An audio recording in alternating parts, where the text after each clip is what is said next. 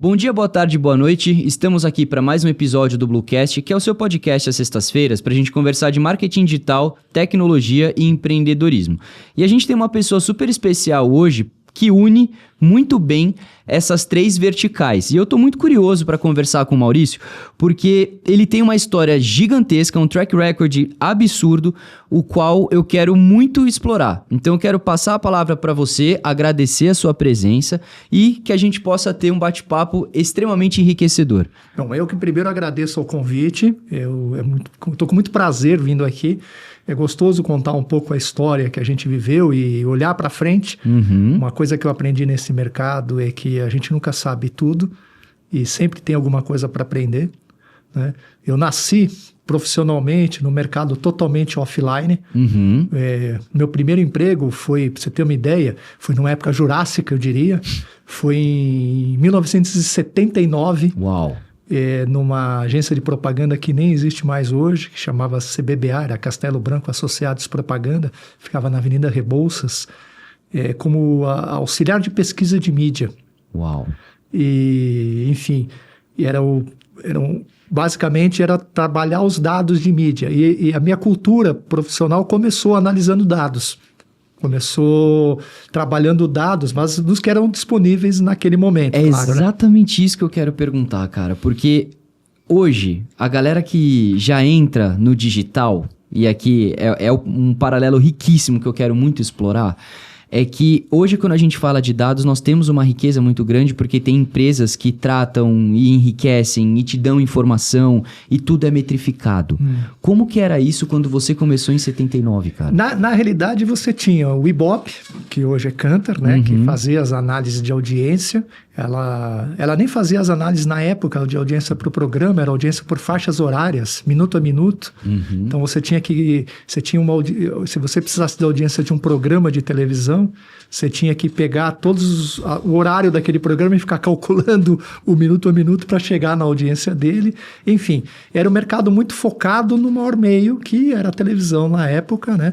Que tinha os maiores investimentos e o Ibope focava muito. E aí o mercado começou a crescer, veio o Marplan, que era um outro órgão ligado ao grupo Interpublic na época, que fazia algumas análises de jornais, revistas, o IVC, que era o Instituto Verificador de Circulação, que verificava a circulação, a tiragem das revistas e dos jornais, a circulação, ou seja, quanto eu produzia de jornal e quanto efetivamente circulava os jornais, etc. Esses eram os dados que a gente tinha disponíveis na época e eram muito ricos para a gente poder trabalhar naquela época. Muito respeitados, ou seja, o Ibope extremamente bem respeitado no mercado, o IVC muito respeitado, o Marplan, à época, muito bem respeitado ao mercado também. E eram os dados que a gente trabalhava. E tinha muitos anunciantes que exigiam que você tivesse isso. Então, as agências, elas tinham que comprar esses dados. E era um investimento até que considerado para as agências, um valor até que bem razoável, né, de investimento, para que você mostrasse para o seu cliente os dados daquilo que você estava pensando, planejando quanto mídia naquele momento. Até porque se ele ia, de fato, colocar uma verba em você para você fazer o planejamento de mídia dele onde ele deveria aparecer, minimamente deveria haver um dado que provasse que fazia sentido, por exemplo, ir por este caminho, né? Exatamente. Começava tudo por aí, mas tinha muito também a intuição. Né? A intuição não só do pessoal das agências, do criativo, do mídia da agência, como de muitas pessoas de marketing que já exploravam também esse tipo de informação no mercado. Então, além de dados que eram os disponíveis que existiam à época, a gente tinha muita intuição das pessoas e a experiência dessas pessoas. Isso se valia muito na época das experiências, né? Com certeza. E o mercado, evidentemente, começou e as coisas, com o crescimento, o mercado vai investindo mais, né? Com certeza. Ou seja, pesquisa, é aquela velha história que se falava muito na época. Tostines é mais fresquinho porque vende mais ou vende mais porque é mais fresquinho? Então, pesquisa sempre precisou de investimento.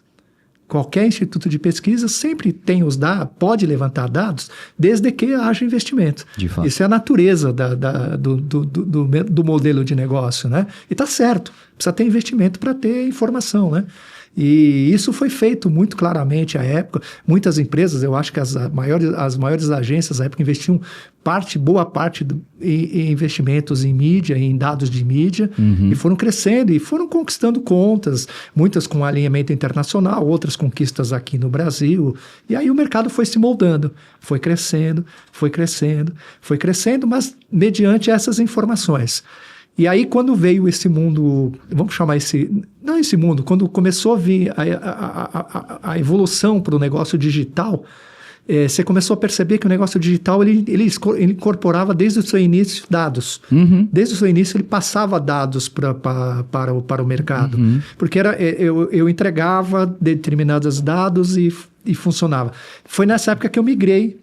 Depois de agência de propaganda da CPBA, eu fui para a McCann Erickson, fiquei 7 anos na McCann Erickson. Depois disso, eu acabei indo para o SBT. Foram anos maravilhosos, eu diria que foi uma casa excelente que eu trabalhei. Foram 11 anos da minha vida lá. Uau. Na área de negócio comercial do SBT, atendendo várias agências e vários anunciantes. Mas nesse mundo que eu acabei de te falar, onde a televisão tinha uma participação importante de investimento do mercado à época, e o SBT, na época, era disparada a segunda emissora de televisão e tinha o seu share bem interessante, onde a gente podia trabalhar bem o mercado, bem as propostas, e cabia a nós, naquela época, ofertar para o mercado não só aqueles dados de comerciais, mas ideias de comunicação. Ou seja, associar as informações que nós tínhamos na época junto às necessidades, ou seja, sempre o que o cliente precisava, a gente procurava resolver em casa no SBT e ofertar para ele propostas que fossem adequadas, não só quantificamente, né, por quantidade, mas também por ideia, por intuição, por raciocínio, por adequação à nossa linha de produtos à época, né? E deixa eu fazer alguns paralelos aqui, tem muitas coisas que eu gostaria de explorar. Vamos lá. A gente já avançou um pouco dentro da sua jornada, né? Então, quando a gente volta lá para 79, um pouquinho depois, você indo para uma outra agência grande e tudo mais, como era a perspectiva de carreira naquela época? Então a gente fala que você entrou como um analista de dados de mídia, né? Pesquisa de mídia. Como que era isso? E como que você planejava dentro desse lugar, por exemplo, o que seria a sua carreira dali em diante? A carreira, na época, se você entrasse como mídia, era uma porta de entrada, eu diria que mais prática. Tá. Da faculdade. Era uma porta mais aberta para que você entrasse, era a mídia. Na época não se pensava muito em trabalhar em veículo, não se pensava muito em trabalhar em marketing, pelo menos na minha relação eu fiz FAAP, eu sou formado pela FAAP, né? Então a porta de mídia foi a porta aberta. E aí eu entrei na porta de mídia e fui me deixando levar. Eu acabei gostando dessa coisa de analisar dados, de informação, e dentro da mídia era progredir, trabalhar em uma agência maior daquela que eu estava, deixar a pesquisa de mídia e ir para a área de planejamento, que era muito claro na época, você tinha pesquisa de mídia, planejamento de mídia e compras de mídia. Eram departamentos dentro da mídia na época, né?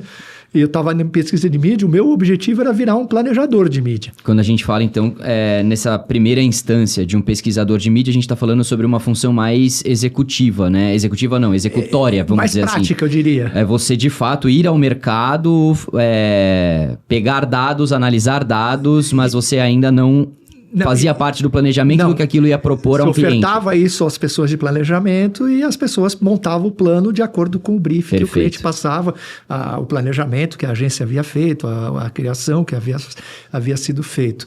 Então, meu intuito era virar isso. Uma pessoa que pensasse mídia, que planejasse mídia. Você recebe os dados prontos dos analistas e você monta aquilo que vai ser o que você vai entregar para o cliente. Como eu já havia tido a experiência de analisar dados, eu achava que eu estava pronto para fazer isso na época, né? Enfim, e eu tive essa... da CBBA para a McCann Erickson. Eu fui de pesquisa para pesquisa e dentro da McCann Erickson eu passei para o planejamento. Entendi. Eu lembro a primeira conta que eu acabei ajudando a fazer um planejamento de mídia foi o jornal Estado de São Paulo, que era um cliente da McCann na época, né? E a Nestlé, que na época a McCann tinha a conta dos do leite moça, do creme de leite, do Molico e do Nescafé. Se não me engano, eram essas. E eu ajudava a fazer esses planejamentos, como não como o chefe do grupo de mídia, de planejador, subordinado a uma pessoa, mas como um auxiliar de planejamento de mídia, né? Até que eu virei essa pessoa depois. Fui galgando esse espaço e virei essa pessoa depois. Fazia parte... Foi uma coisa muito natural. Eu diria que não houve um planejamento pré-determinado. Não, agora eu vou ser isso. Não, as oportunidades foram batendo a porta e eu fui encarando essas oportunidades como reais e fui abraçando, e fui andando, e fui evoluindo.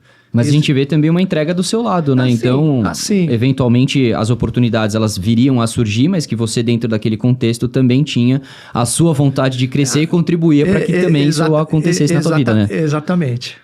E eu posso explorar alguma coisa antes da gente chegar em todo esse contexto? Eu até falei um pouquinho disso para você lá fora, porque eu gosto muito de trazer o lado humano da coisa. Então aqui a gente já entendeu o início da tua vida profissional, como ele funcionou, mas eu queria muito contextualizar, se você puder abrir, antes disso, o que te proporcionou chegar até lá. Então a gente fala que você fez uma faculdade, você fez FAAP, mas... Sim.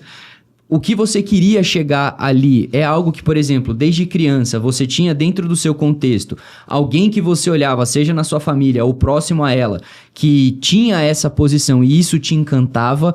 Como que era esse momento de infância até a gente chegar nessa fase onde você inicia uma vida adulta jovem dentro do mercado de trabalho cursando FAAP, por exemplo?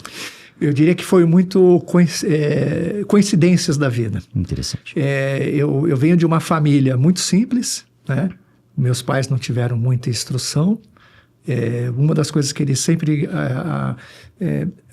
almejaram para os filhos, eu tenho 3 irmãos, 2 mais velhos e uma irmã mais nova, foi estudar. Legal. Você tem que aprender alguma coisa e a escola a educação vai te levar em algum lugar. Legal.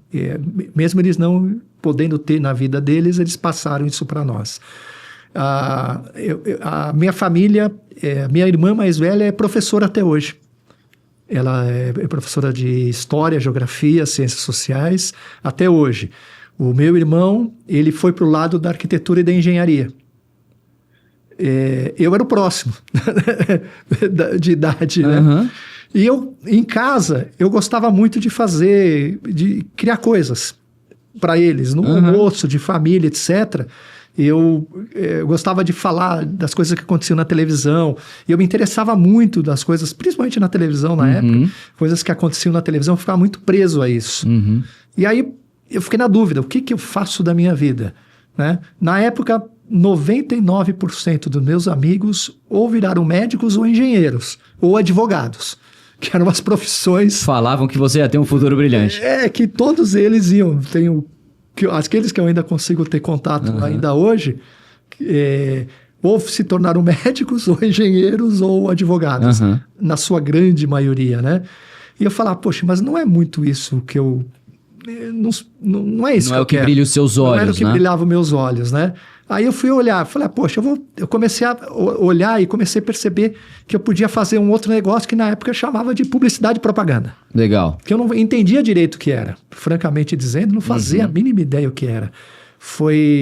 Eu fui procurar opções de onde fazer isso, né? E acabei entrando em 2 faculdades na época. Eu entrei na USP e na FAAP. E não sei porquê, eu me encantei pela FAAP, talvez pelo prédio, eu fiquei muito encantado. A Faculdade de Publicidade e Propaganda, a sala de aula na época, não existiam tantos prédios como tem hoje lá na FAAP. Era o prédio do museu, que era o primeiro prédio, e a nossa sala ficava embaixo. A hora que você entrava no prédio do museu, tinha umas escadas nas laterais, você descia, eu lembro bem que era pelo lado esquerdo que a gente descia, você descia as escadas e tinha 2 salas. Eram ali que a gente estudava. Aquilo me encantou, eu achei muito bonito tudo aquilo, e achei que ali estava ligado a alguma coisa diferente, que não era medicina, que não era engenharia, que não era advocacia. Era alguma coisa que eu acreditei que pudesse ter um futuro legal ali. Interessante que não tinha referência alguma, né? Foi uma coisa muito que partiu de você e você foi atrás. Foi exatamente isso. depois de muitos anos, um primo começou a trabalhar numa produtora. E a minha irmã mais nova depois acabou fazendo jornalismo, mas acabou não trabalhando com isso. E que talvez até inspirado por você, né? Vai saber. Pode ser. E hoje eu tenho alguns sobrinhos, né? Que 2 desses sobrinhos fizeram publicidade e propaganda muito em função não por eu ter pedido para eles fazerem, mas por terem vivido pelo comigo. Exemplo, e você se tornou a referência na vida dessas pessoas, né? 2 deles acabaram entrando para essa área aí. E aí a gente fala que você entrou então na FAAP, e como que era naquela época a questão de você ter a teoria dentro da faculdade, né, da escola, e a prática dentro do trabalho, porque eu vejo que, por exemplo, até hoje é uma coisa muito discutida. Se a gente pegar um curso de publicidade e propaganda da sua época que você cursou, até para hoje, tem muitas matérias que convergem e temas que são discutidos e ainda se trazem dessa época para contextualizar historicamente como que as coisas evoluíram até o ponto que se encontra hoje. Mas eu vejo as pessoas ainda relatarem que há uma disparidade muito grande quando você sai da sala de aula para efetivamente colocar isso em prática. Já era algo comentado nessa época? Sim, a gente tinha... o que acontecia na época é que poucos professores que davam aula na época eram efetivamente profissionais do mercado. Que interessante. Eram pessoas acadêmicas que davam aula de planejamento, tinha muita aula de história, muita aula de processos, enfim. Era um currículo que acredito que seja bem diferente hoje, provavelmente. Né? Então, você não tinha muita experiência trazida pelos professores para te ensinar alguma coisa que estava sendo atuante no mercado naquela época. Perfeito. O que acontecia muito era que algumas pessoas começavam a trabalhar. Entravam em uma agência de propaganda, entravam no lugar, entravam no outro e traziam essa experiência no dia a dia dos amigos ali. Então, eu lembro que foi até a pessoa que acabou me indicando para que eu acabei de trabalhar na CBBA depois, que era o Oswaldo Marratini, que era um amigo, que ele foi, no segundo ano da faculdade, arrumou um emprego de mídia no que é o MAP hoje, né? Que ficava até na Avenida Paulista, na época, a agência. Ele foi trabalhar lá. E ele falava, poxa, olha o que a gente faz de mídia na agência. Eles tinham contas grandes já na época, né? Pô, a gente ficava encantado com o que ele trazia. Claro. Só que aquilo era um mundo distante para nós ali. Tinha algumas pessoas que já trabalhavam nas empresas dos pais, tinha muita gente assim na FAAP na época, que o pai era o dono de uma agência de propaganda, o pai era o dono de uma empresa e os filhos trabalhavam nessas empresas. Tinha um amigo que trabalhava na empresa da família dele, que era uma empresa de produção de material para supermercados, que fazia essas gôndolas de supermercados, produzia uma ideia, a arte para entregar para os lojistas, para a indústria, colocar aquelas coisas que colocam. Já se fazia isso na época. O pai dele era o dono de uma empresa, então ele vivia, então ele levava as artes para a gente ver. Era muito interessante, né? E ninguém queria ser mídia. Todo mundo queria ser o diretor de criação, queria ser o criativo, queria ser o cara das ideias. Aquele tipo de trabalho que todo mundo vê que você fez e que tá ali, né? A sua autoria está visual. O mídia era meio que a casinha do lado ali, né? Enfim, isso passou. Esses foram meus 4 anos, eu diria, de faculdade, né?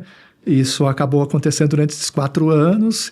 E foi interessante porque a relação com os amigos acabou...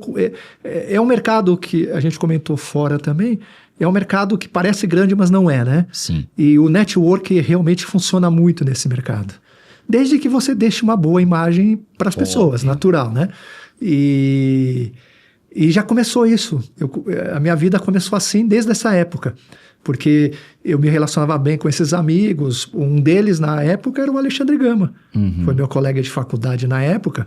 Depois foi trabalhar na Globo, depois foi trabalhar na UMAP, depois montou a agência de propaganda dele e acabou vendendo para um grupo internacional a agência dele alguns anos atrás. Ou seja, se tornou um cara conhecidíssimo no mercado criativo, super premiado. Era colega, sim. que começou a ter experiências e passava para nós a experiência do dia a dia, do trabalho dele. Sentávamos numa mesa como essa na faculdade, que era para trocar experiência. Para trocar experiência, exatamente. Amigos isso. de faculdade. E o professor trazia, eu lembro que o professor de mídia trazia um monte de relatórios. Agora vocês têm que ficar calculando aí. A gente ficava lá o tempo inteiro calculando, né? Era isso, né? Eram essas experiências na época, né?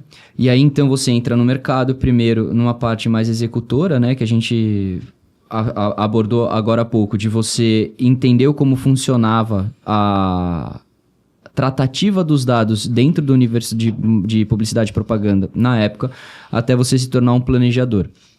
E aí, como que a gente pega, por exemplo, ao momento que você está na Macan e que você se torna esse planejador, o que passa a brilhar os seus olhos e as referências que você tem naquele seu contexto de vida para almejar algo diferente daquilo. Então a gente fala até que futuramente você chegou no SBT, por exemplo, pelo que eu entendi, ainda fazendo parte de uma área de pesquisa dentro do SBT, certo? Não, eu já entrei na área de negócios. Negócios SBT, mesmo, direto. tá. Na realidade, o que mais me atraía quando eu virei planejador era não ser um burocrata da mídia. Não ser uma pessoa que só analisava dados. Que discutia com o cliente, no bom sentido, discussão do bom sentido, é claro, das necessidades dele. E levar ideias. E isso você pode fazer, mas você precisa de uma parceria muito grande dos veículos de comunicação. Tá. Então, uma das coisas que eu colocava como mantra de trabalho era entender o que o cliente precisava, trabalhar junto com esse cliente, me relacionar muito bem com esse cliente para entender o que ele precisava no seu dia a dia desse planejamento que eu ia fazer e me relacionar muito bem com os veículos e tirar dos veículos oportunidades que fossem interessantes para esse anunciante. Evidentemente com dados acoplado a tudo isso, claro. Natural, né?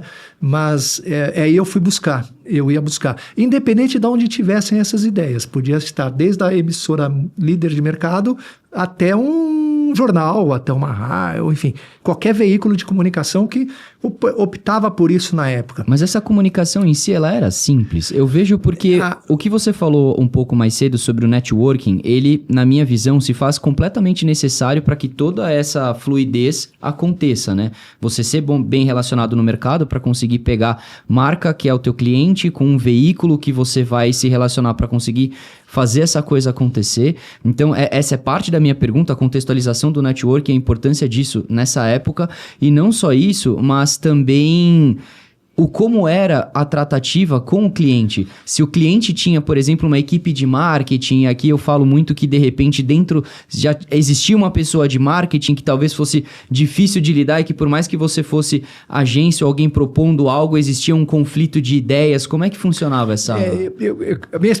O começo da minha experiência em planejamento, por ser Macanérico, ter contas grandes, sempre tinha marketing nas empresas. Nós estamos falando de Nestlé, nós estamos falando de Lever, nós estamos falando de Coca-Cola. Foi uma época no Rio de Janeiro, inclusive. Ou seja, você sempre pegava pessoas de marketing dessas empresas. Você sempre se relacionava com essas pessoas. E essas pessoas, eu procurava sempre me aproximar dessas pessoas. Não só no bom sentido do trabalho, né? Me colocando sempre à disposição, sempre atendendo, etc. E existia uma coisa, esse é o passo... Quando eu, como mídia da agência, me relacionando com as pessoas de marketing dos clientes que eu atendia, das marcas que eu atendia. E um outro passo, eu, como mídia da agência, me relacionando com os veículos de comunicação. Que é hoje, que sinceramente eu sinto um pouco de ausência disso no mercado hoje, pelo que eu percebo, tá? Não estou dizendo que isso esteja certo, pelo que eu estou percebendo. Eu dedicava boa parte do meu dia a atender veículo de comunicação, a falar com essas pessoas, a dar atenção para a pessoa, desde a TV Globo, na época, que era a principal emissora da época, até um veículo que fosse lá que queria me falar alguma coisa. Eu sempre dei atenção para todas as pessoas. Eu sempre atendi todo mundo, né? E eu sinto um pouco de falta disso nesse mercado hoje, né? E por falar com todas essas pessoas, quando eu tinha uma necessidade aqui, desse lado do pessoal do marketing, eu tinha uma ideia que podia casar aqui e precisava de alguém aqui que podia me ajudar com essa ideia, eu era bem recebido desse lado. Claro. Eu era sempre bem recebido desse lado. Então, eu lembro bem disso, que as oportunidades aconteciam, às vezes, numa conversa com o pessoal do veículo. Olha, eu tô olhando um negócio aqui para leite condensado, por exemplo, leite moça, que tá pensando em fazer isso. O que você faz nesse programa aqui culinário seu? Eu faço isso. Poxa, a gente pode fazer, não sei, alguma coisa com uma receita, um merchandising. Pô, pode. Né? Enfim. E aí surge uma ideia, a gente precificava essa ideia, quantificava com dados essa ideia, e ele trazia para cá. Essa pessoa falava, pô, legal, tá no planejamento, comprei a ideia. E isso foram alguns anos. Se passaram alguns anos. Cara, como que você precifica isso? Curiosidade muito. Na realidade, o veículo ele vai colocar. Você montava, na época eram eventos de patrocínio. Hoje as tabelas dos veículos, os media kits dos veículos fazem isso. Já facilitam, com certeza. Facilitam bastante isso. Você chegava lá e falava, olha, eu tinha uma ideia que é fazer um livro de receita dentro de um programa de culinária. Vamos supor que fosse isso na época.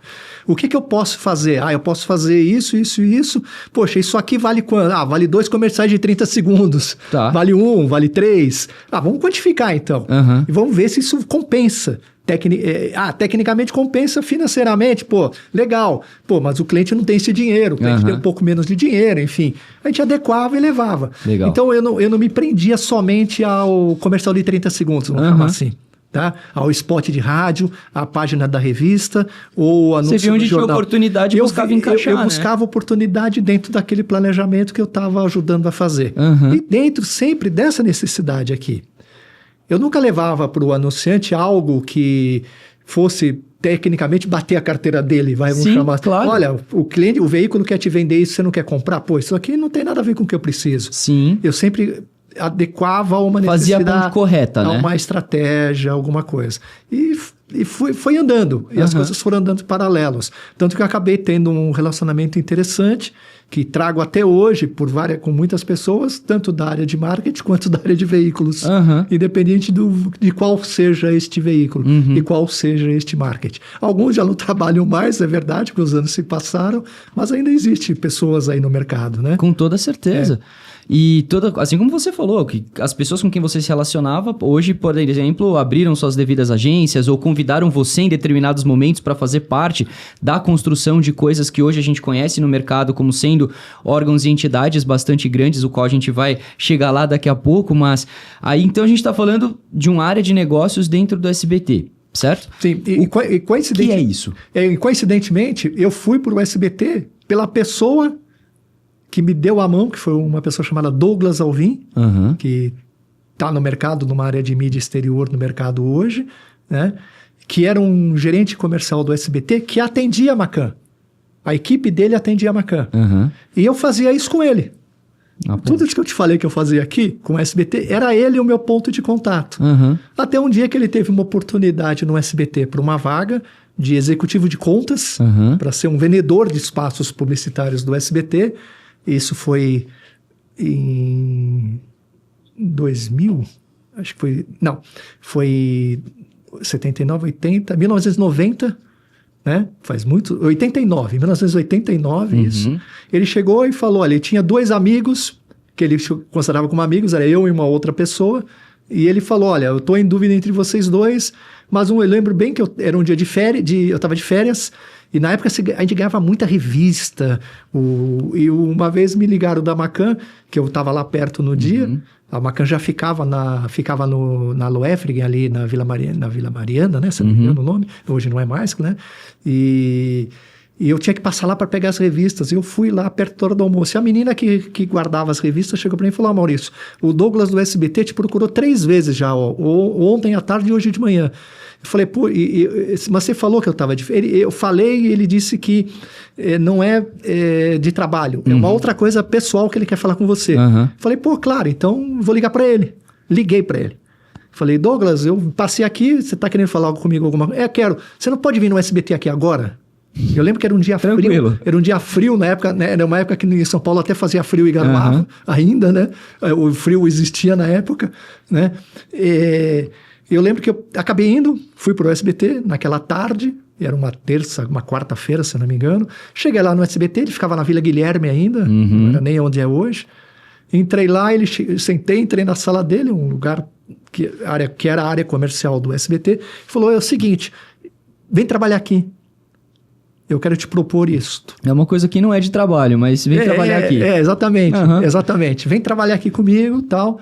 Eu falei, pô, legal, quanto você me paga? Ele falou, X, né? E o X que ele falou era 8 vezes mais do que o X da Macan. Uau! Na época. Eu falei, pô, deixa eu chegar pra Macan e falar que eu vou trabalhar com você. Né? Porque aí também tudo na vida também vale dinheiro, claro. Né? Natural, né?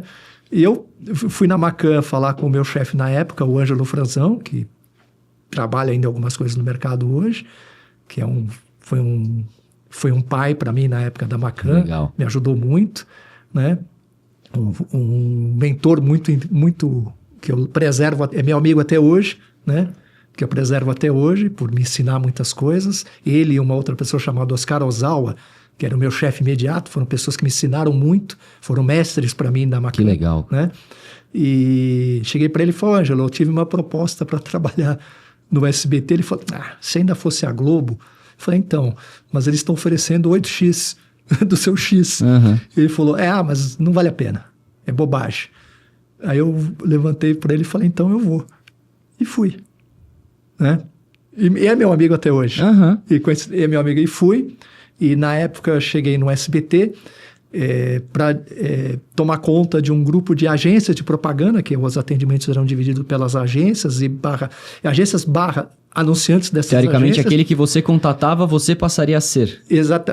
Eu não tinha Macan. Eu pedi para não colocar a Macan. E ele também achava por bem, o SBT achou por bem na época, não colocar a Macan, até por o grau de relacionamento que eu tinha. Podia ser até desgastante no primeiro momento. E tinha uma outra pessoa, que era o Tota, na época, que fazia um excelente trabalho na Macan. Era até injusto com ele isso na época. E eu passei a atender a DPZ, passei a atender se não me engano, a Thompson, algumas agências da época, né? E qual era o meu trabalho?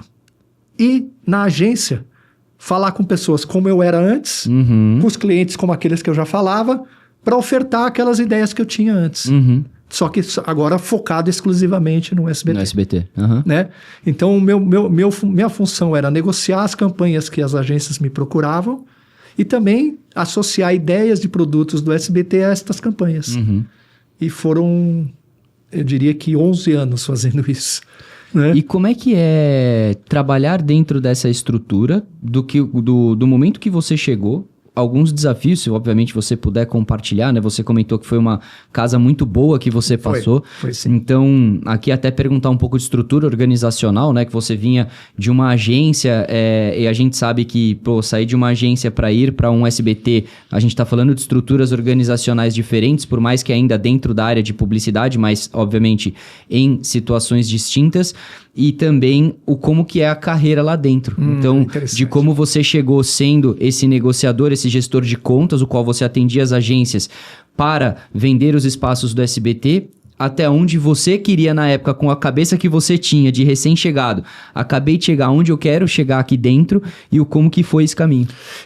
Começou fazendo isso. Na época, eu era o único que tinha vindo de agência. Tinham muitas pessoas extremamente experientes lá, mas todos com experiência de veículos de comunicação. Eu era o primeiro ali, naquela época. Que era interessante, né? Você podia quebrar alguns paradigmas, porque para quem você venderia então, era você antes. Exatamente. E aí, foi aí que eu comecei a trabalhar. A experiência de entender o que o outro queria ouvir lá do outro lado. Porque eu ia vender coisas que eu estava comprando antes. Sim. Então, eu estava praticamente... eu tinha que levar coisas na linguagem que ele queria. Evidentemente, com os objetivos que o SBT me colocava. Claro. Com as metas e os objetivos que o SBT me colocava, com os produtos que o SBT me colocava. Mas tudo na vida, a gente sempre tem gente que te ajuda. Isso eu preservo muito na minha vida. E eu tive uma pessoa que me ajudou muito lá, chamado Ivandir Kotait, que infelizmente já faleceu. Coincidentemente, um dos filhos dele hoje é um dos diretores comerciais do SBT e o outro que sou amigo dos dois, o Marcos e o Maurício Cotait. O Maurício é da Spark hoje, de influenciadores, está lá na área comercial deles. O Ivandir, eu diria que foi o que me ajudou muito ali. Porque o Ivandir, coincidentemente, trabalhava na área de marketing operacional do SBT e tinha trabalhado em agência de propaganda. Muitos anos antes. Ele era bem mais velho que eu. Né? Infelizmente, já faleceu. E ele sentia as minhas necessidades.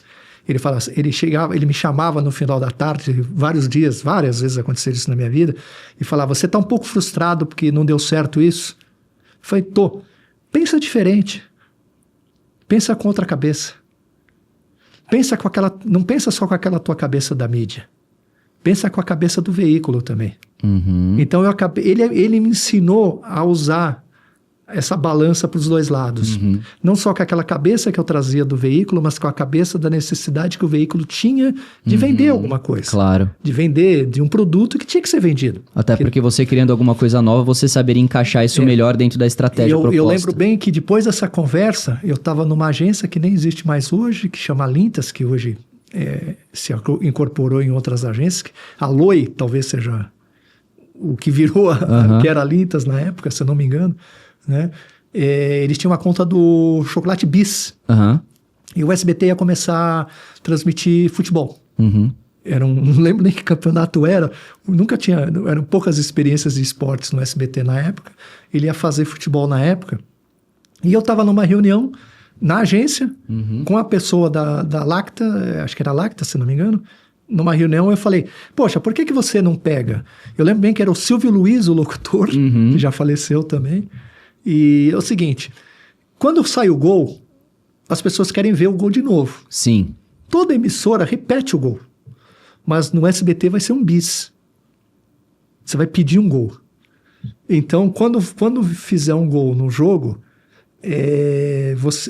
o locutor, em vez de falar... ele falava, eu lembro que tinha uma frase que ficou na cabeça, preste atenção no replay. Ele falava alguma coisa assim. Na época eu falei, não fala preste atenção no bis. Né? E colocava o bizinho aqui embaixo na tela. Você acredita que a Lacta aprovou? E o SBT também? E isso foi pro ar?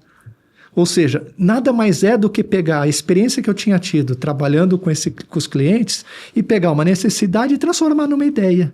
Uma coisa simples.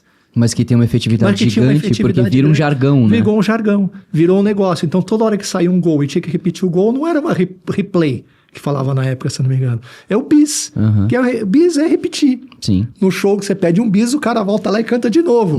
Foi a essência. Ou seja, então tudo que eu fazia muito era pensar no óbvio. Era pensar naquilo que estava fácil. Naquilo que era cotidiano. Porque às vezes as pessoas querem ter ideias e pensam coisas que estão muito além da maioria de entendimento de todo mundo. Sim. Eu ia muito pelo lado da natureza. Das ideias simples que eram mais fáceis para as pessoas entender. Esse foi um exemplo. Existiram outros depois. Mas essa é uma mentalidade muito interessante quando a gente fala sobre publicidade, porque tem algo implícito na tua fala que me toca muito, que é um viés criativo muito grande. Porque tudo que é feito dentro de publicidade é para comunicar para alguém. E se essa comunicação, primeiro, quando você está vendendo a ideia, ela já for complexa por si, a ideia dificilmente vai ser aprovada ou aceita ou bem-quista. E isso vai para também o público depois, que precisa ser numa comunicação simples. Até porque aqui, no exemplo que você deu, tomando liberdade poética, a gente está falando sobre um público de massa, que é o pessoal que assiste futebol. Certo. Então, se chegasse ali num molde complexo para algo que as pessoas assistem para teoricamente relaxar, uma coisa não ia conversar com a outra, né? Então, é interessante a sua visão de pegar todo esse contexto e trazer ideias simples, porque você consegue vender a ideia mais fácil e o impacto disso em resultado da ação que você vai propor também é muito maior, né? Essa foi a ideia, ou seja, pensar em coisas cotidianas, coisas simples. E nessa época que eu estava no SBT, eu comecei a me interessar em dar aula. Legal. Eu comecei... Por coincidência, aquelas coincidências da vida, que é aquilo que eu te falo. Você fica se relacionando com as pessoas o mercado é uma vila, você está aqui hoje, está ali amanhã. Uma das pessoas que eu conheci nessa trajetória aí de anos, Ela começou a ir para uma faculdade, foi convidada para ser professor de uma faculdade, virou coordenador de curso de uma faculdade e me chamou. Você não quer vir aqui, pela tua experiência de ter vivido agência de propaganda, tá trabalhando em veículo, você não quer vir ver se vale a pena ser professor numa faculdade? E eu falei, eu não sei se eu sirvo para isso, mas vamos lá, né? Eu nunca tive medo de encarar as oportunidades, né? E vamos lá, fui. Era a escola superior, para dar aula de mídia. Eu lembro bem que eu ia à noite, eu trabalhava de camiseta, camisa, né? Calça de jeans, tênis às vezes. Eu cheguei no primeiro dia de aula, todo mundo engravatado na sala. Uau! Eu falei, puxa vida, eu acho que Tô fora da casinha. Não tô no meu habitat, né? Isso aqui é uma tribo diferente da minha, né? Enfim, e acabei ficando lá 5 anos. Mas no dia seguinte você apareceu engravatado também? Nunca fui, não. Mas, a não ser quando a necessidade fazia ir, né? Por causa de alguma coisa. Temos um evento solene. Exatamente, mais ou menos isso. A escola superior ficava ali na rua Rui Barbosa. Eu lembro bem que eu dava aula, se não me engano, era 4ª ou 5ª à noite. E o Faustão começava a gravar o Perdidos na Noite no Teatro Zácaro, que era ao lado. Foi o início dos Perdidos na Noite, do famoso Perdidos na Noite do Faustão. E eu lembro que eu dava, acho que era 9h30, 10 horas da noite, alguma coisa assim, não lembro direito o horário agora. A gente saía, eu ia com os alunos, eles deixavam a gente entrar, o teatro abria as portas e deixava a gente entrar, que era uma confusão aquele programa, mas era muito divertido. Eu lembro de ter visto isso. Passei bem na minha memória afetiva de ter visto isso na minha vida. O Faustão lá, era uma confusão o programa, mas que deu o que deu para o Faustão a vida inteira dele, né? Foi a origem do programa de rádio e televisão dele. Na época, acho que era Bandeirantes que transmitiu o programa dele, né? E, enfim, isso foi uma experiência interessante da aula. Porque da aula fez com que eu começasse a me reciclar. Eu começasse a entender que tinham coisas novas que vinham. E como é que foi a experiência para você, que é exatamente o que você está contando agora, mas abordando o tema de conteúdo, no sentido de, eu acredito que, primeiro, você foi chamado porque você já tinha pelo menos ali de 11 a 15 anos de carreira, a gente está falando que se isso foi em 89 que você falou, seriam 10 anos, mas acredito que aconteceu poucos anos. Foi antes. Então, vamos colocar um marco talvez até 10 anos de carreira, ou seja, você já tinha bastante coisa para compartilhar, você já tinha vivido bastante da experiência de mídia, agora dentro da área de negócios, então você foi cotado para isso porque você já tinha toda essa experiência para compartilhar. E aqui, por que eu estou fazendo essa pergunta? Para trazer ao que você falou quando você estava sentado como aluno, que a gente tinha poucas pessoas do mercado compartilhando experiência. Ali foi a sua oportunidade de, como alguém do mercado, ser alguém influente já dentro da sala de aula. Como é que era a concepção do conteúdo que você passava? Foi bem por aí o caminho. Na realidade, eu pegava todas as informações técnicas que eu tinha que levar, de dados, etc, que eram importantes para as pessoas Levava aquele monte de relatório para a galera, né? Só que eu não dava o relatório. Eu ensinava a pensar. Sensacional. O que era o GRP, o que era a cobertura, o que era a frequência média e como você podia usar isso no teu planejamento. Ser mais estratégico. E como era a função, ou seja, passar. E uma das coisas que eu comecei a passar foram as experiências que eu tinha trabalhando. Então eu levava, evidentemente, não cases reais, mas se eu tinha tido uma dificuldade num planejamento que eu havia feito, ou numa coisa que eu havia feito, e essa dificuldade estava presa em dados, estava presa em ideias, estava presa em alguma coisa, eu jogava isso... Para ver o que saía da sala de aula, como laboratório. Anos depois, não era um dado real. Né? Sim, sim. Mas, ou seja, como é que a gente tem que sair desta informação? Se o dado não te responde, se a ideia é fraca... Como é que você pensa nisso? Uma experiência social gigantesca para você, exatamente. Inclusive. Isso foi me enriquecendo muito. Porque eu acabei, como é que eu te falei? Eu acabei, em vez de fazer as pessoas chegar onde eu estava, eu descia onde elas estavam. E acabei meio que dividindo com elas o problema e buscando solução. Isso me ajudou profissionalmente muito. Porque eu acabei de enxergar coisas que eu não enxergava antes. Com pessoas brilhantes que foram alunos na época lá, que depois tiveram cargos importantes no mercado, que traziam ideias. Vamos pensar assim, vamos pensar assado. Acabou sendo também um laboratório profissional para mim da aula. Incrível. Da escola superior, depois eu fui para uma chamada FIAN, que não sei nem se existe ainda hoje, que era do grupo da FMU. Fiquei lá vários anos depois. E foi sempre, eu diria que, importante. E o que é muito legal é que hoje, às vezes eu vou em alguns lugares e esbarro no mercado em pessoas que foram alunas lá na época. Com certeza. E é muito interessante. Recentemente, eu tinha que marcar uma reunião numa agência de propaganda para uma pessoa e eu ouvi um negócio muito carinhoso. A pessoa, eu falei, olha, eu preciso te apresentar uma coisa na sua agência, eu sei que você está na agência fazendo isso, isso e isso, e eu tenho um negócio aqui que eu queria te apresentar. A pessoa respondeu, falou, a hora que você quiser e o dia que você quer. Porque você foi muito legal comigo um dia na vida. Então, a minha agenda sempre vai estar aberta para você.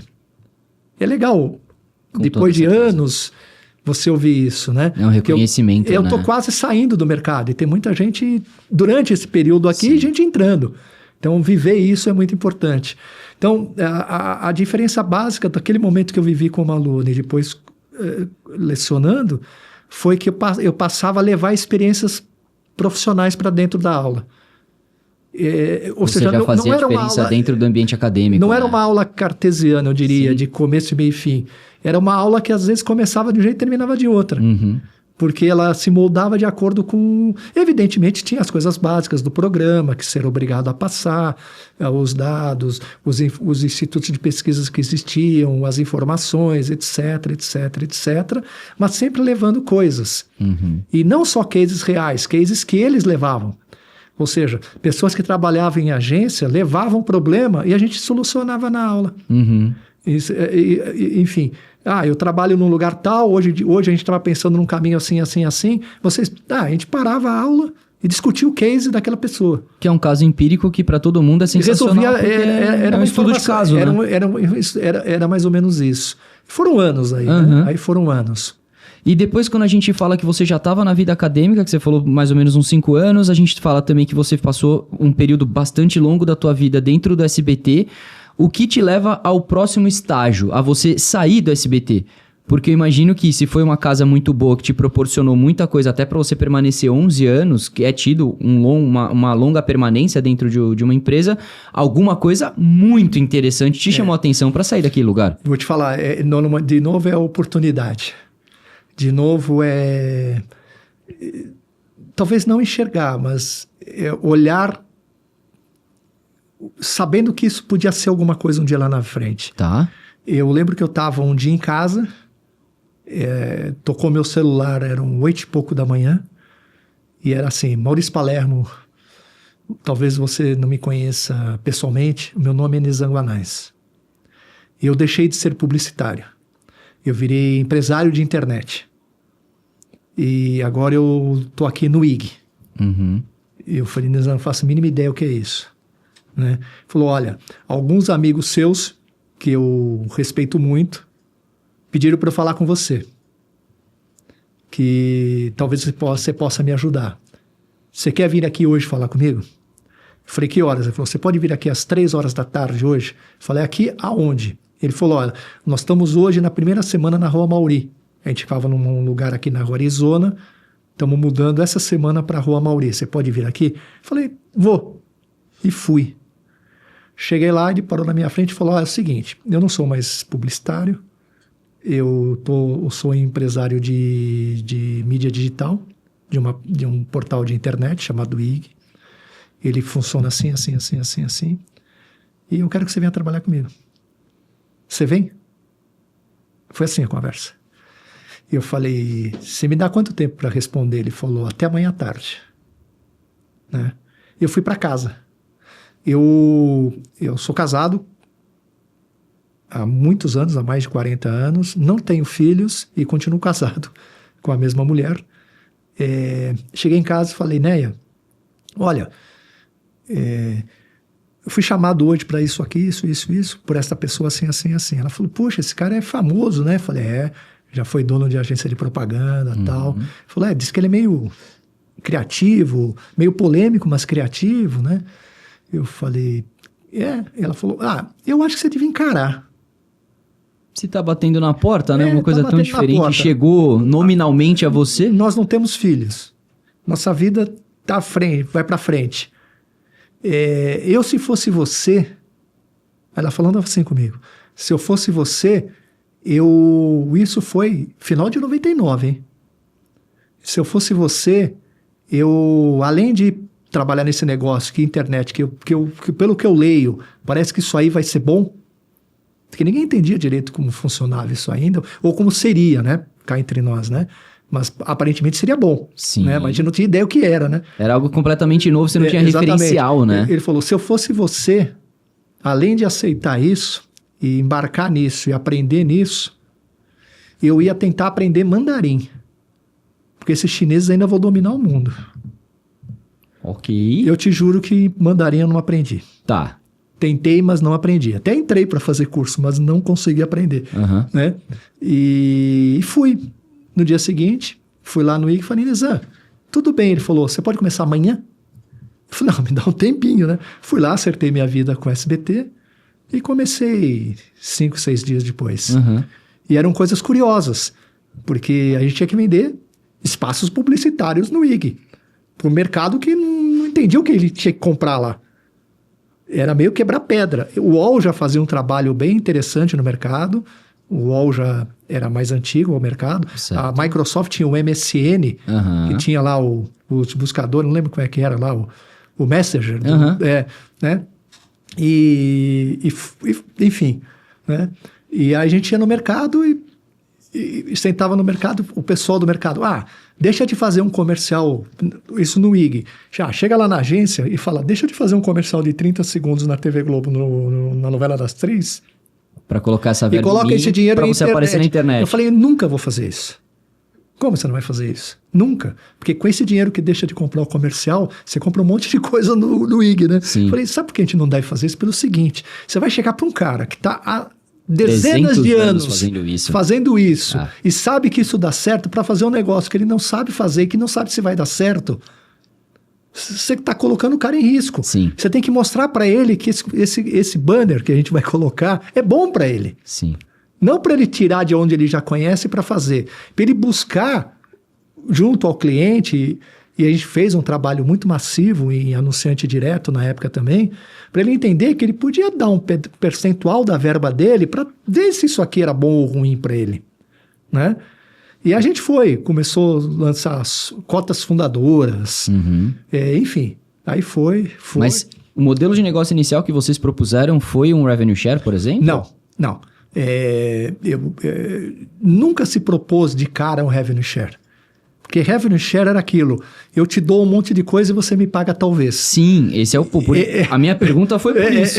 Enfim, por política, a gente até fazia um percentual em revenue share, mas tinha que ter um investimento. Perfeito. Porque a gente... Tinha que ter o mínimo garantido para a operação funcionar. Mesmo o revenue share sendo uma coisa que pode dar resultado, sim, mas uma coisa que eu aprendi trabalhando no mercado é nunca me peça de graça a única coisa que eu tenho para te vender. Sim. Então, eu sei que isso pode dar resultado e um dia eu posso ganhar, mas eu preciso de garantia que eu ganhe alguma coisa. Com certeza. Então, se você não vai me pagar 100%, me paga um percentual X, que a gente negociava, evidente, e pode ter um percentual sobre resultado. Mas eu preciso de uma garantia, porque tem que manter uma estrutura. Tem operação, tem pessoas de conteúdo que tem que ser paga, tem funcionário. Senão a gente só vai depender de resultado. E é terrível isso. E naquele momento, né? Como sendo um cara criativo, como você já havia proposto lá atrás, a comunicação simples para se vender coisas bastante efetivas. Que tipo de argumentação você trouxe para o mercado nesse desafio para eles entenderem que às vezes valeria a pena dividir a verba da TV e colocar em você?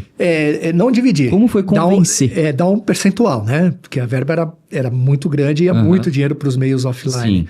Era mais ou menos mostrar que aquilo que a gente estava ofertando para ele era interessante e ele podia associar o que ele vinha fazendo.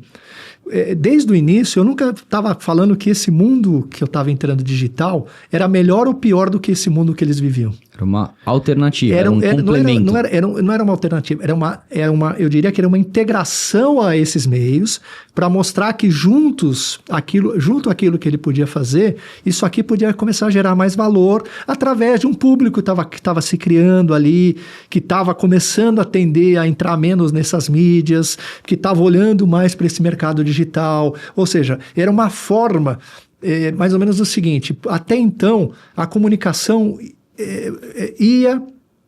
os meios iam até as pessoas e as pessoas estavam estáticas esperando a comunicação. O que eu vendia era mais ou menos um raciocínio ao contrário.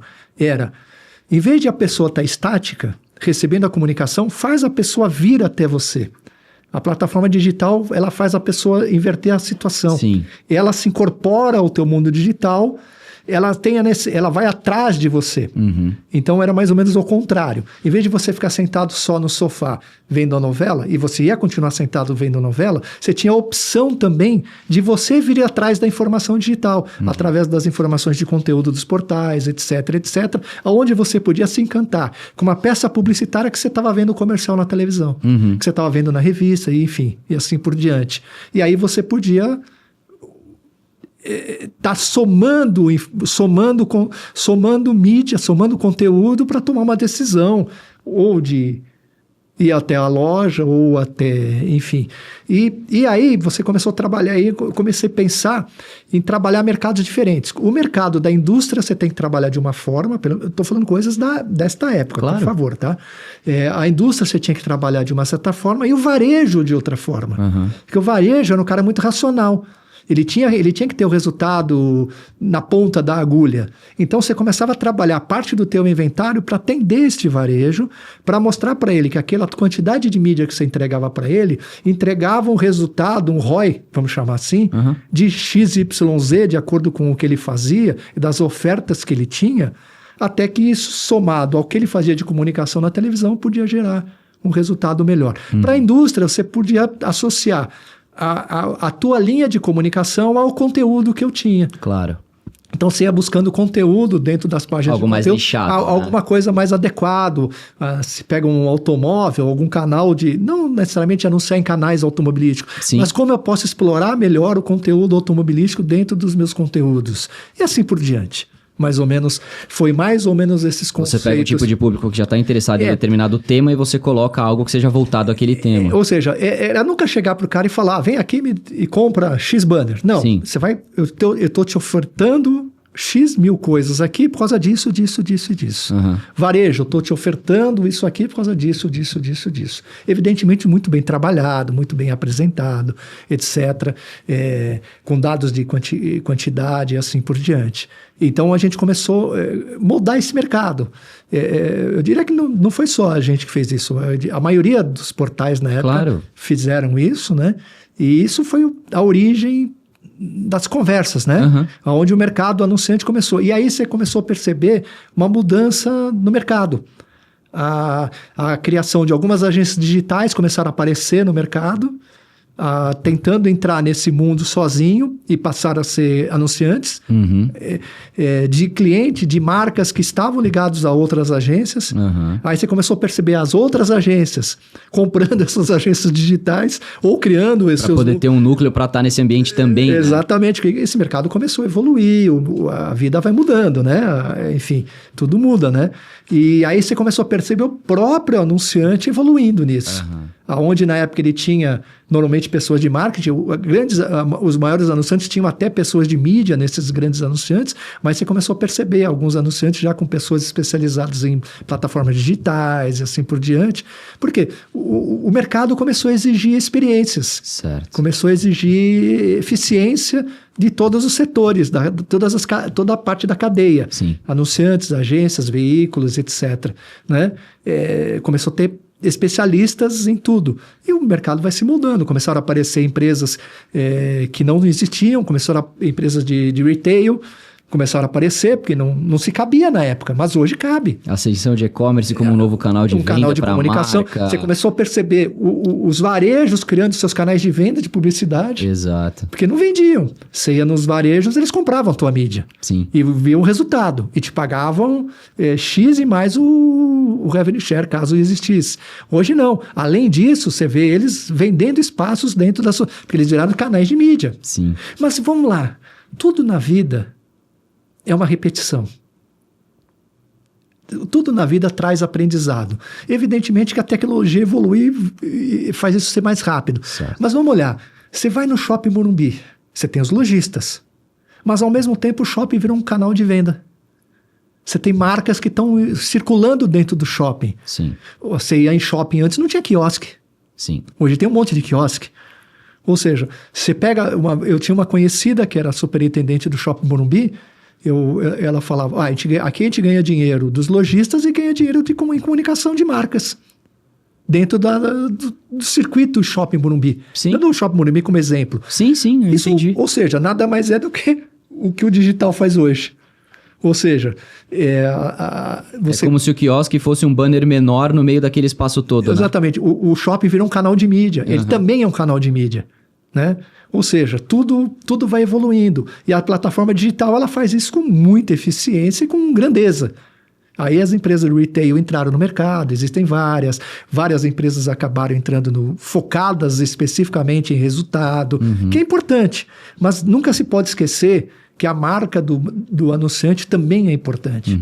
E se a gente olhar bem, na minha opinião, um dos melhores exemplos de marketing que eu tenho visto nos últimos tempos, na minha opinião, é o Morumbis. Tá. Isso é excelente. Isso é uma forma de enxergar a comunicação muito grande. Você não tirou a essência da marca do estádio, que é associado ao clube, e incorporou a tua marca.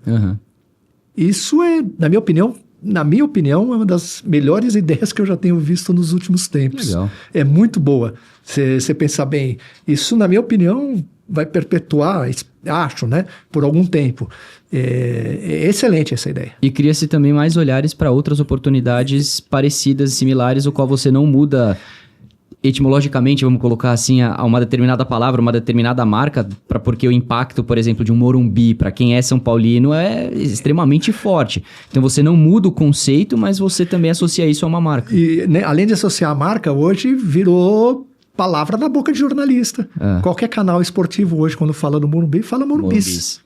Né? E assim vai. Né? Antigamente tinha um que não falava as marcas. Hoje fala. O jogo é no Allianz Parque. Se falava que era no estádio do Palmeiras. O jogo é no Morumbi, no estádio do São Paulo. Hoje fala, o jogo é no Morumbi, o jogo é no Allianz Parque, no Neoquímica Arena, e assim vai. Né? Ou seja, hoje até empresas de mídia que tinha um certo preconceito, por vários motivos, de não falar as marcas dos naming rights dos estádios, hoje falam. E a maioria falava, algumas não falavam, hoje todas falam. Né? Mas, na minha opinião, a melhor ideia de todas é o Morumbis. E é muito boa essa ideia. E eu não sou São Paulino, mas sou fiel em dizer que é, na minha opinião, uma das melhores ideias de marketing que eu tenho visto nos últimos tempos. Que legal, né? Cara. Isso mostra que tem espaço para tudo. Tem espaço para um Morumbis, tem espaço para uma empresa de retail marketing, tem espaço para uma TV Globo, tem espaço para um jornal, tem espaço para uma revista, tem espaço para tudo. E você busca até, por exemplo, a própria TV Globo começando a entrar no digital com uma questão mais voltada para publicidade e mídia. Eles estão fazendo a própria DSP, por exemplo, para começar a comercializar mídia dentro dos canais de Globo, com segmentação e etc., do que eles coletam por dados primários dentro do ecossistema deles, o que era uma coisa até então não tão pensada. Ela sempre foi pensada. Tá. Ela está sendo executada. Faz sentido.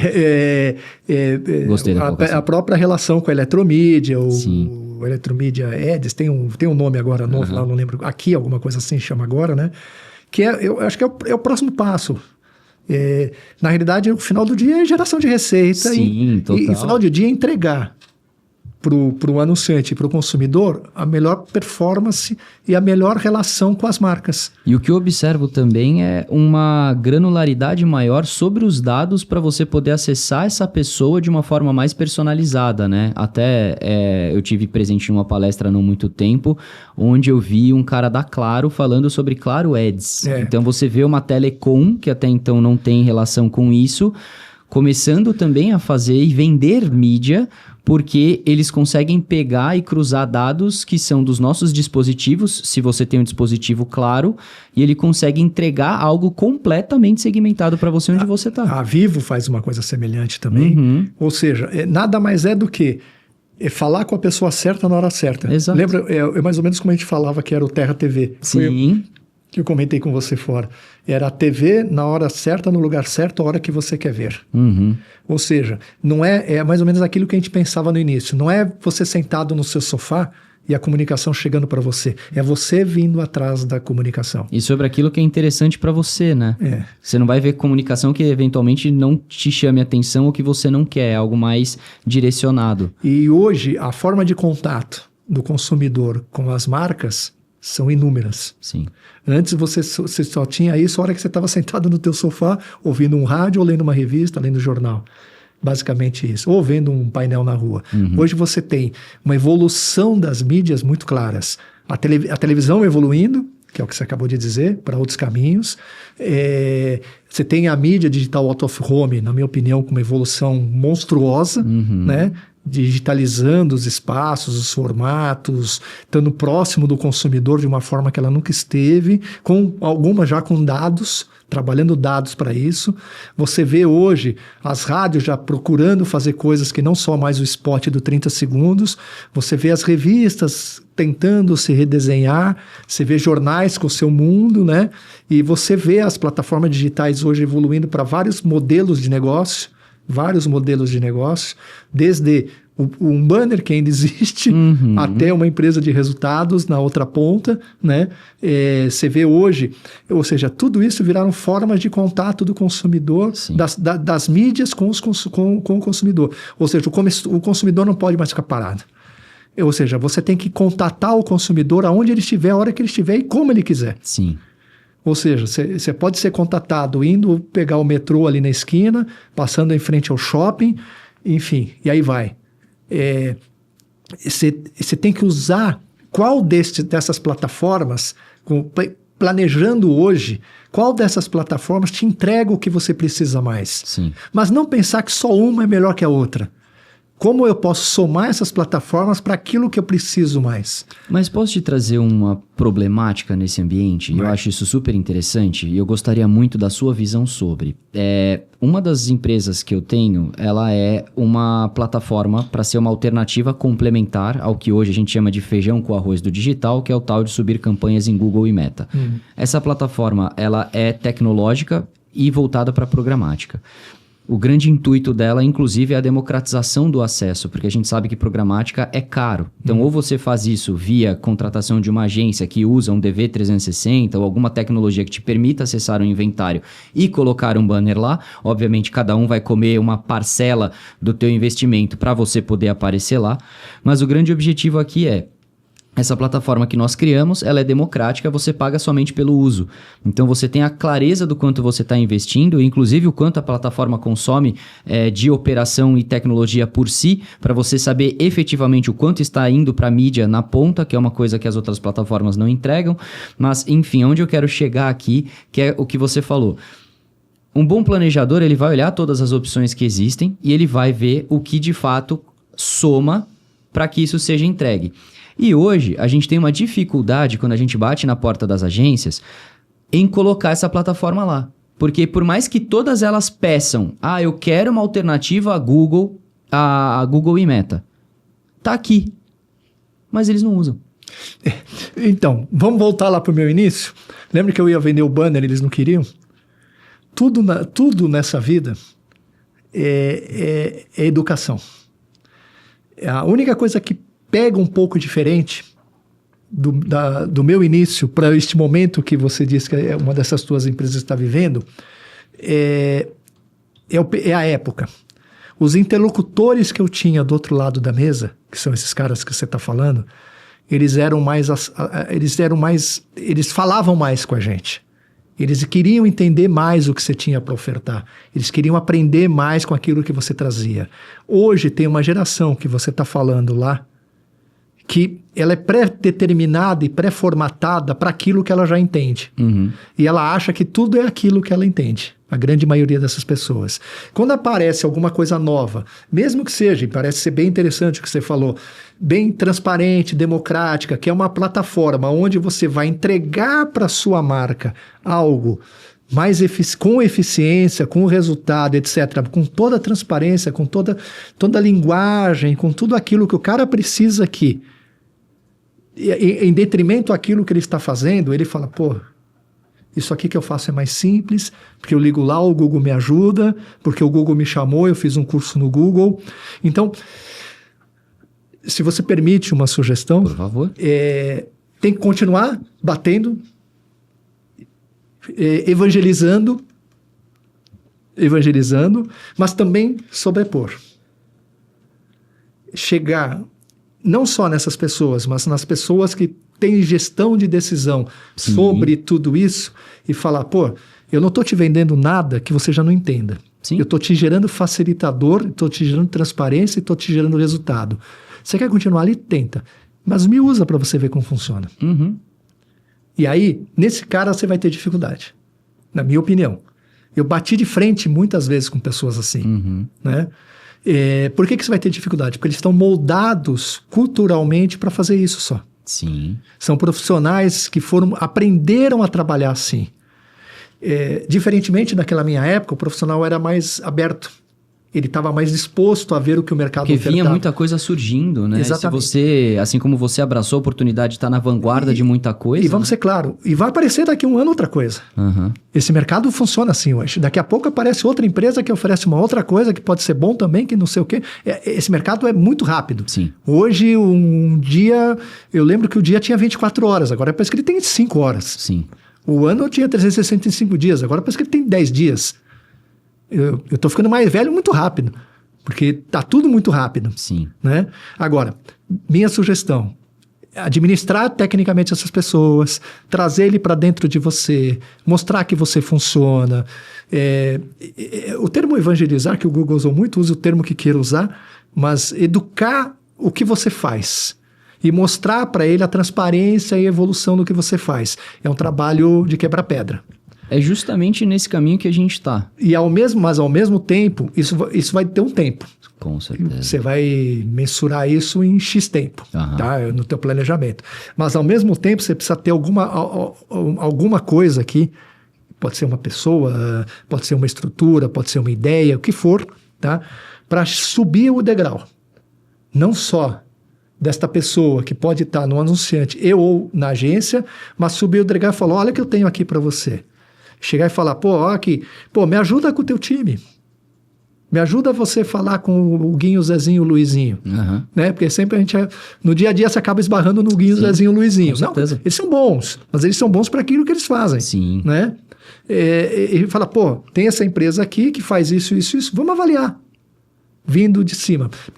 Mas não deixando de fazer isso aqui. Claro. Você continua fazendo isso aqui, mas você precisa... Foi isso que a gente fez. Foi isso que a gente fez, medir as proporções para aquele momento de vida, né? Para aquele momento de negócio. Uhum. A gente, ao mesmo tempo que ia no mídia da agência, a gente ia no diretor de mídia. Por exemplo, a gente ia no diretor de marketing, a gente ia, no dono da agência, a gente ia em alguém que pudesse nos receber, que respeitasse a gente como opinião. Isso, Nizam, me ajudou muito. Uhum. Foram 2 anos que eu diria que eu tive muitas portas não abertas, derrubadas, porque... Pela chancela do cara. Pela chancela. Uhum. Tinha vezes que me ligavam no celular, olha, Maurício, você pode vir aqui falar comigo? Quem é, por favor? É o Juan Vergara da Antártica, da Ambev. Que eu jantei com o Nizam ontem, e ele falou que você tinha que falar comigo hoje. Você pode vir aqui na Ambev falar comigo hoje à tarde? Ele ia abrindo as portas e você ia fazendo acontecer. Sabe quando esse telefone ia tocar? Nunca. Uhum. Concorda? Sim. Ia demorar a minha vida inteira para marcar uma reunião dessa. Uhum. Aí claro, tô aí. Uma coisa que eu sempre fiz é o seguinte, eu até peço desculpa que eu atrasei 4 minutos aqui hoje. De forma alguma. Mas eu não atraso a reunião, eu não levo a apresentação, mas eu chego na hora da reunião marcada. Uhum. Se ele me marcou, se essa pessoa marcou comigo na Ambev às 3 horas da tarde, eu chego 5 para as 3. Eu posso não levar a apresentação porque não ficou pronta, mas eu chego 5 para as 3. Uhum. O tempo dele é tão importante quanto aquilo que eu vou falar para ele. Com certeza. Então, eu tenho esse respeito por essas pessoas. Às vezes eles me deixam esperando 1 hora, mas eu cheguei 5 para as 3. Eles sabem que eu estou lá. Você cumpriu aquilo que foi combinado. Foi a minha educação profissional. Uhum. Trabalhei com pessoas assim a minha vida inteira. Uhum. A minha vida inteira. Sempre todas as pessoas, depende do nível que eu trabalhei, todas sempre respeitaram muito o horário que foi pré-estabelecido para as reuniões, etc. Se a reunião demorava 1 hora, ela acabava em 1 hora. ela não durava 3 horas. Ela tinha que acabar em 1 hora. Isso sempre foi muito claro na minha vida profissional. Então, se você permite, uma sugestão é essa.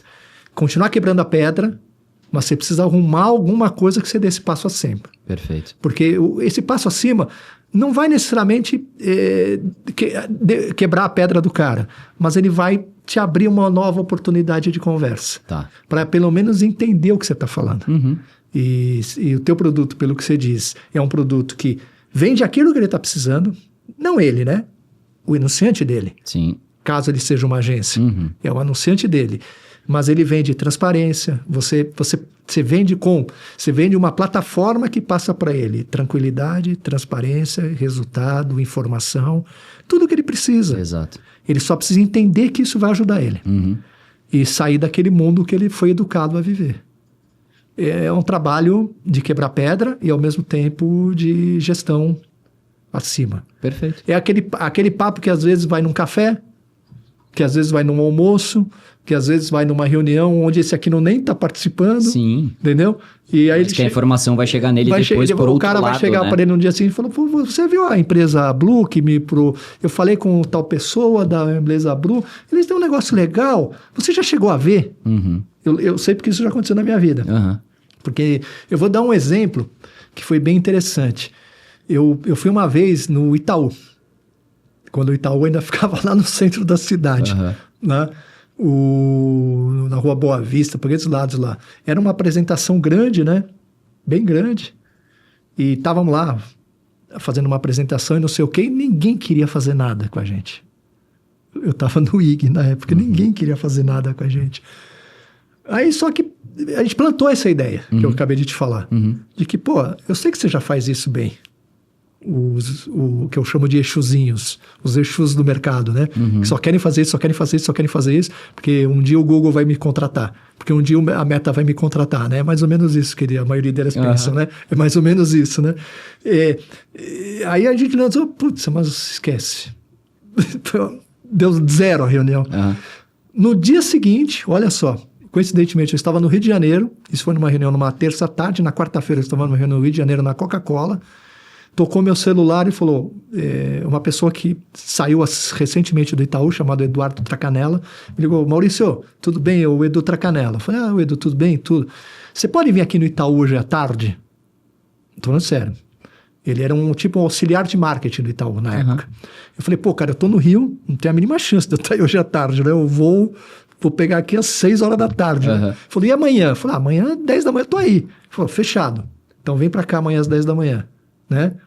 Fui lá no dia seguinte, 10 da manhã, estava a supervisora de marketing, o gerente de comunicação do Itaú, ele, mas basicamente metade das pessoas que estavam naquela... conversar. Metade das pessoas que estavam naquela reunião no dia anterior e falaram, o que vocês quiseram dizer quando a presença da minha marca no teu portal? Eu falei, pô, é uma coisa básica. Porque você não coloca a tua marca na televisão? Você não coloca a tua marca na revista? Volto a dizer, por favor. O mundo era o mundo dos portais na época, né? Vamos medir das proporções. Nós estamos falando de coisa de anos atrás. Você coloca a tua marca aqui. A tua marca, no mínimo, vai ser uma agência. Que a hora que alguém clicar, ela vai virar um banco.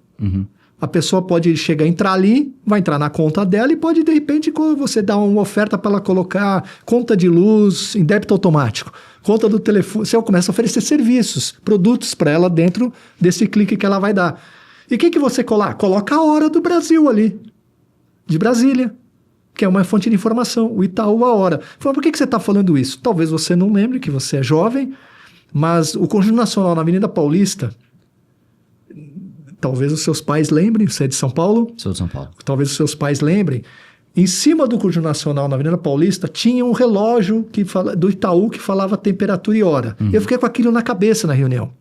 Falei, é a mesma coisa que colocar o relógio do Conjunto Nacional, você colocar na home do portal. Itaú, hora, clicou, vai para a conta para a agência da pessoa. E aí você trabalha o cara. Que ele já está dentro do teu ambiente. Quanto custa isso? Né? A pergunta foi, quanto custa isso? Eu falei, não faço a mínima ideia. Eu vou ter que voltar para casa agora e desenhar o produto para vocês, que eu dei a ideia.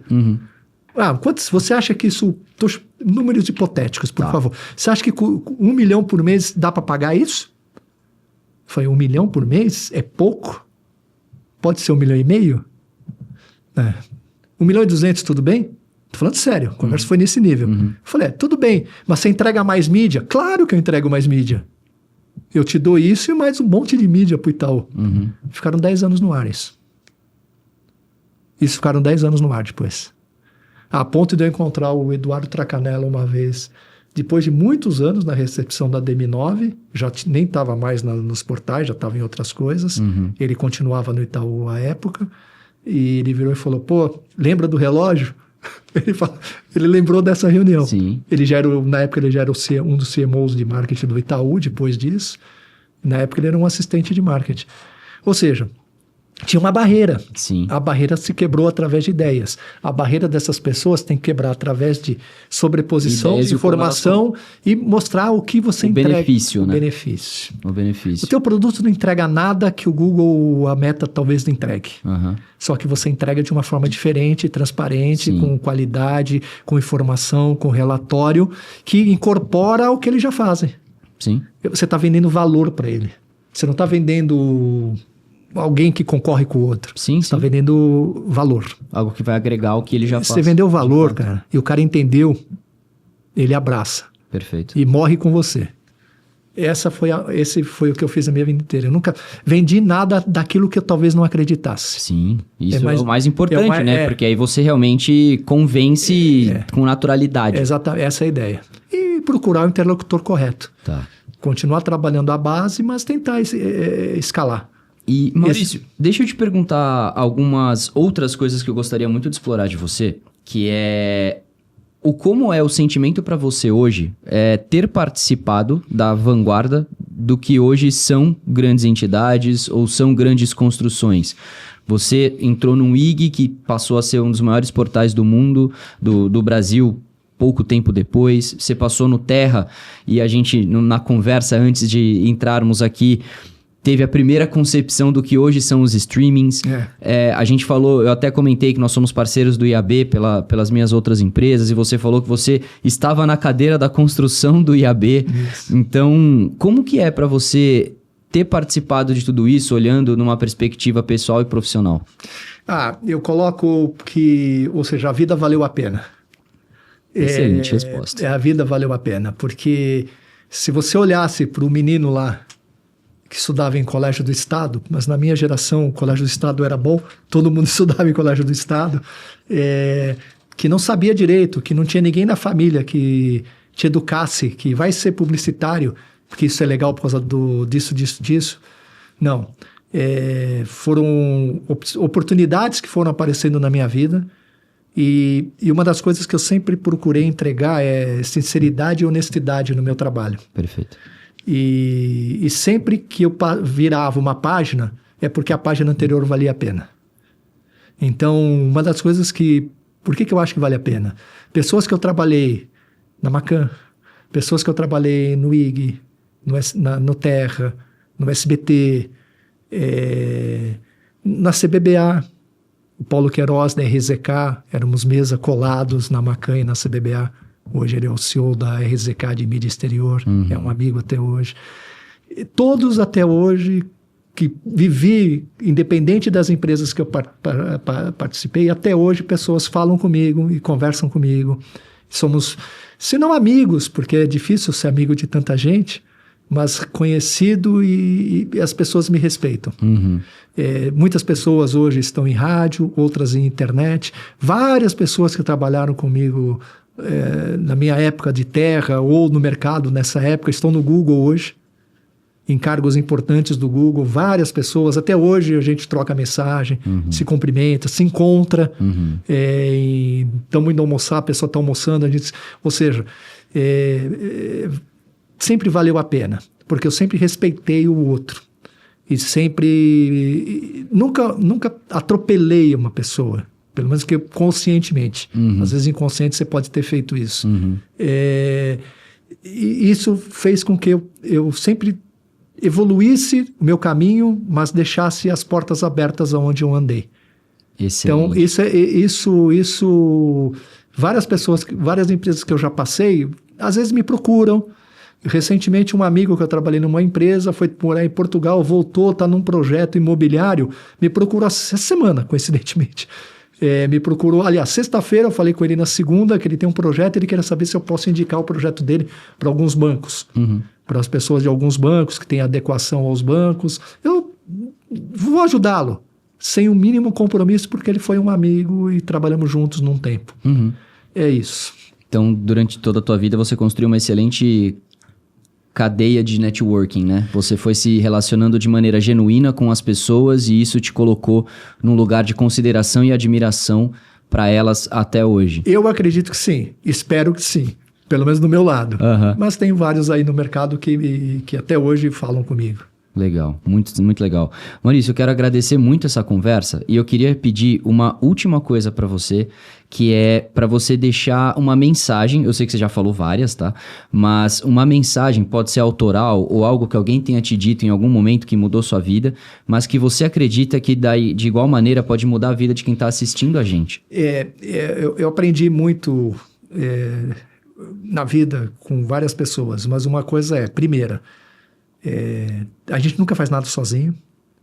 E quando você acha que está fazendo alguma coisa melhor que o outro sozinho, é porque você está fazendo mal feito.